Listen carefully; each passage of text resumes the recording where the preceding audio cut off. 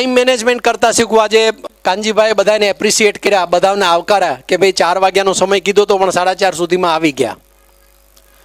આપણો દેશ પાછળ છે એનું સૌથી મોટું કારણ છે આપણે ટાઈમમાં કાંઈ સમજતા જ નથી.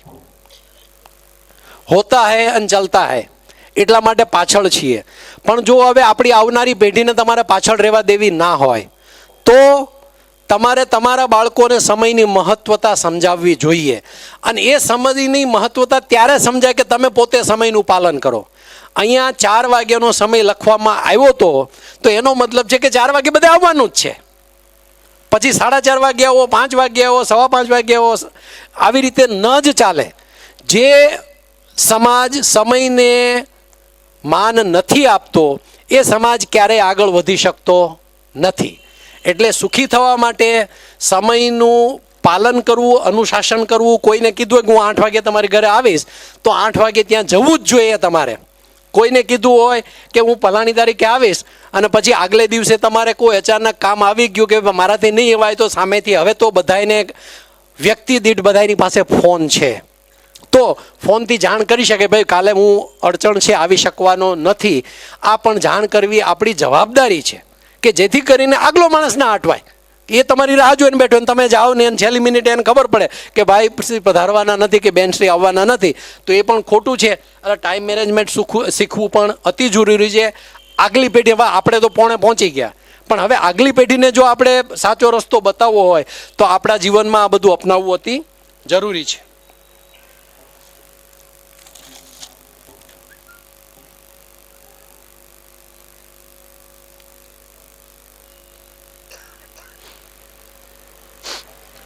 કમ્યુનિકેશન એટલે કે સંવાદ.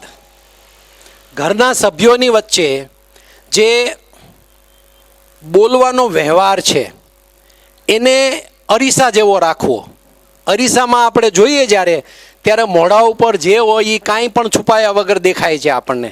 એમ ઘરના સભ્યોએ એકબીજા સાથે મુક્ત મને વાતો કરવી જોઈએ. ન ગમતું હોય બીજા સભ્યની કોઈ વાત તો એને મોઢે કહેવી જોઈએ, અંદર રાખવી નહીં. કારણ કે મને તમારી શું વાત નથી ગમતી એ હું જો તમને ન કહું તો તમે કંઈ, આપણે આર્ષદ્રષ્ટા તો છીએ નહીં કે મારી સામેવાળાની વ્યક્તિ અંદર મનમાં શું ચાલી રહ્યું છે ખબર પડે.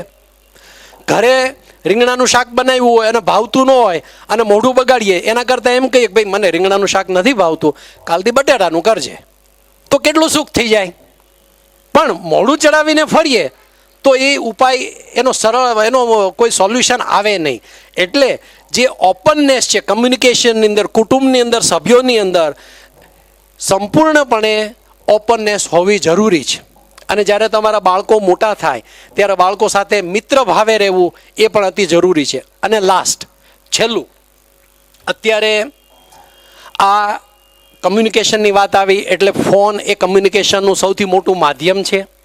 એમાંય બટનવાળા ફોન મરી ગયા. હવે બધા સ્માર્ટફોનવાળા થઈ ગયા છે. હવે સ્માર્ટફોન છે એ 2 ધારી તલવાર છે.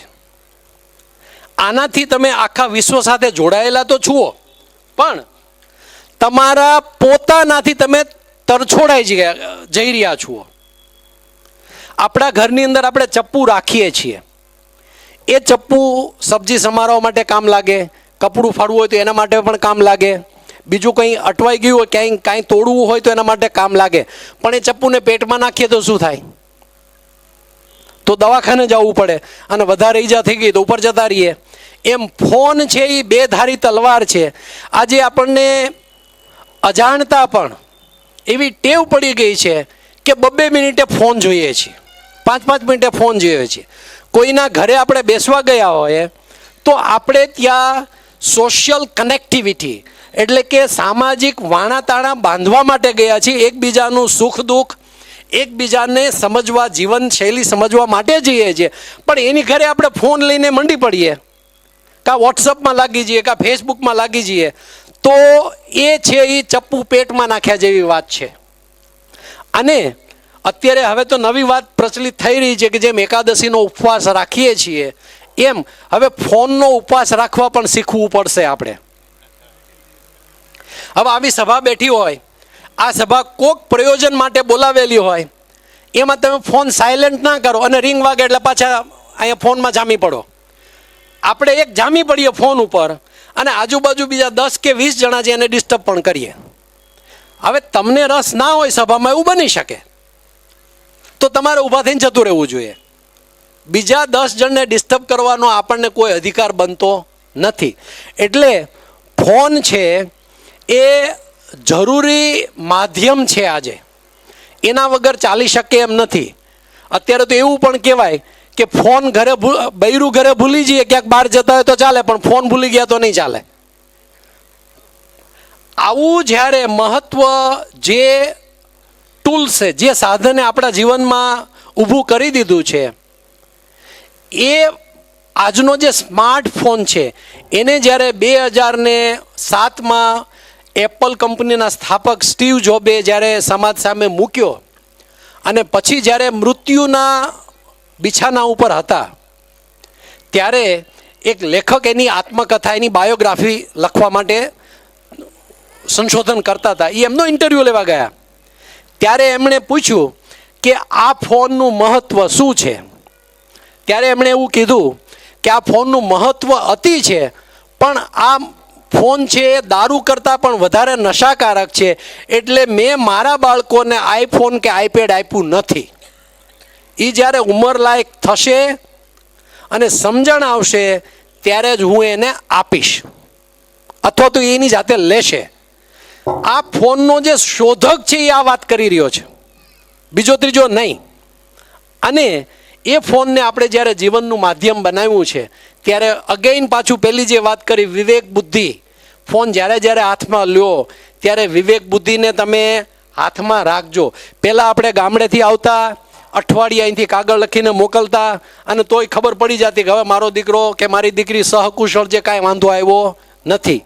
એમ તમે 10 મિનિટમાં, તમને મિનિટે મિનિટે ફોન સામે કોઈકની વાત આવી, કોઈનો ટેક્સ આવ્યો, કોઈનો વોટ્સઅપ આવ્યો, તો એને રિસ્પોન્સ કરવો જરૂરી નથી. તમે સાંજે અડધો કલાક બેસી અને એને રિસ્પોન્સ કરશો તો ચાલશે. કોઈ વોટ્સઅપ કર્યો એટલે ટિંગ થાય તો એ ટિંગ બંધ કરી દેવું, કારણ કે ટિંગ છે એ એન્ઝાયટી પ્રેરે છે તમારી અંદર. એ એન્ઝાયટીને બંધ કરવી હોય, તમે જો બંધ કરશો તો તમારા બાળકો બંધ કરશે. હમણાં 5-7 વિદ્યાર્થીઓ સાથે બેસવાનું થયું, કોલેજના છોકરાઓ હતા, અને એમની બધી વાત સાંભળી, એમને પૂછ્યું શું કરો છો, શું નહીં, આ તે બધી વાત કરી. પછી મેં કીધું, છોકરાઓ તમે ઈમાનદારીપૂર્વક જો મને જવાબ આપવાના હો તો મારે એક પ્રશ્ન પૂછવો છે તમને. કે હા અંકલ પૂછો. તો બેટા, તું તારા આ સ્માર્ટફોન ઉપર કેટલો સમય 24 કલાકમાંથી વાપરે છે? તો એક છોકરાએ જરાક વિચારીને કીધું, હિસાબ માંડ્યો, તો કે અંકલ 6 કલાક તો જતા જ રહે છે. બીજાએ 5 કલાક કીધા, એકે 3 કલાક કીધા, એકે 2 કલાક કીધા. હવે 6 છોકરાએ આવું કીધું કે 2 કલાકથી 6 કલાક વચ્ચે એ લોકો એમાં સમય વાપરતા નથી, વેડફી રહ્યા છે. વેડફતા નથી, બરબાદ કરી રહ્યા છે, એમનું જીવન બરબાદ કરી રહ્યા છે. તમે વિચાર કરો કે જે છોકરાઓ કોલેજમાં ભણે, જે 6 કલાક જો ફોનમાં બગાડતા હોય, તો એના અભ્યાસક્રમનું એ શું ભણવાના? અભ્યાસક્રમનું કદાચ અહીંયા બધી લાલિયાવાડી ચાલે છે, ચોરી કરીને પાસ થઈ જવાય છે, એને સર્ટિફિકેટ મળી જશે, પણ સર્ટિફિકેટ મળી ગયા પછી એન્જિનિયર પણ થઈ ગયો હોય તો એન્જિનિયર થયા પછી આ દેશનું કે આ સમાજનું કે એના કુટુંબનું કેવી રીતે ઉજાળશે? અમારે ત્યાં એક પોસ્ટ ભરવાની હોય એન્જિનિયરિંગની અંદર તો 300 થી 400 એપ્લિકેશન આવે. હવે 300 એપ્લિકેશનમાંથી કે 400 એપ્લિકેશનમાંથી અમારે એક જ પોઝિશન લેવાની હોય તો 399ને કેમ કાઢી મૂકવા એ જ વિચારવું પડે ને અમારે પહેલાં. હવે વિચાર કરો કે જે લોકો બાળકો 5-5 કલાક 6-6 કલાક આવા ફોનમાં બગાડતા હોય તો એ શું ભણશે સ્કૂલમાં? એના જીવનનો પાયો કેવી રીતે તૈયાર કરશે ને આગળ જઈને સમાજ માટે ભારરૂપ થશે? માટે હું દરેક મા બાપોને, અહીંયા તો સમૂહ લગ્નમાં ભાગ લેવાવાળા મોટા ભાગના મા બાપો છે, એટલે આર્થિક રીતે એટલા સમૃદ્ધ ન હોય, આર્થિક રીતે પાછળ રહી ગયેલા હશે, એટલે પોતાના છોકરા છોકરીઓને કદાચ સ્માર્ટફોન લઈને ના પણ આપ્યું હોય. પણ દુર્ભાગ્ય એ છે કે સ્માર્ટફોન એટલા સસ્તા થઈ ગયા છે, 4000માં 5000માં સ્માર્ટફોન પણ થઈ ગયા છે, એટલે બધા લઈને દઈ દે છે. તમે એ ફોન આપો છો, એ જો તમારા બાળકો વિદ્યાર્થી જીવનમાં હોય તો એને સમજાવજો. એ પેટમાં નાખવાનું ચપ્પુ તમે એને આપી રહ્યા છો, સબ્જી સમારવાનું ચપ્પુ નથી. એટલે આમાં પણ વિવેક બુદ્ધિ બધા રાખે અને કારણ કે આ સંસ્કાર પર્વ છે એટલા માટે આ થોડીક સુખની ચાવીઓની વાતો તમારી સાથે શેર કરી છે. આ બધી વાંચેલી વાતો શેર નથી કરી, મારા જીવનમાં અપનાવેલી વાતો બધી તમને શેર કરી છે. માટે અને આપ સર્વે અહીંયા શાંતિથી સાંભળો એ બદલ અસ્તુ. જય સ્વામિનારાયણ. અને જ્યારે આ સંસ્કાર પર્વની પૂર્ણાહુતિ થશે ત્યારે નવજીવનમાં પ્રદાર્પણ કરનાર દરેક નવયુગલો અને એમના સર્વે બંને પક્ષના મા બાપો ખૂબ સુખીભરી જિંદગી આવનારા વર્ષોમાં જીવે એવી ભગવાન શ્રી સ્વામિનારાયણના ચરણોમાં પ્રાર્થના. જય સ્વામિનારાયણ.